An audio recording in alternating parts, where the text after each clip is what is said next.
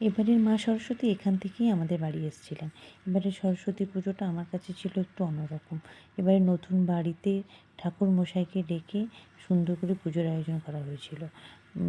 ছেলেও খুব উৎসাহী ছিল, কারণ এবছর ছিল তার প্রথম অঞ্জলি দেওয়া।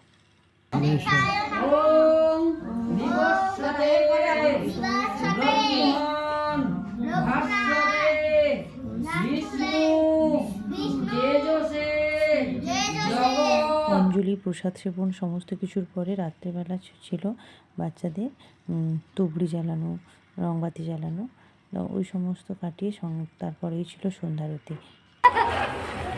হ্যাপি দেওয়ালি, হ্যাপি সরস্বতী পুজো।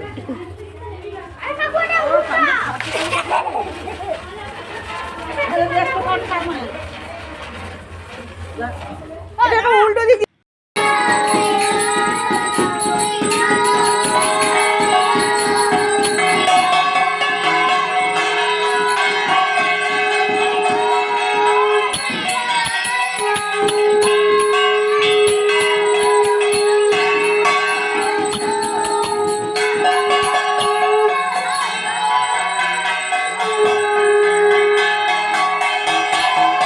সন্ধ্যারতির সময় বাচ্চারা খুবই আনন্দ করেছে।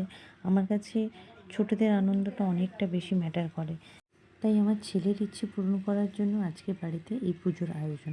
মা সরস্বতী পুরো বছর আমার বাড়িতে থাকেন, পরের বছর পুজোর আগে উনি বিসর্জন যান।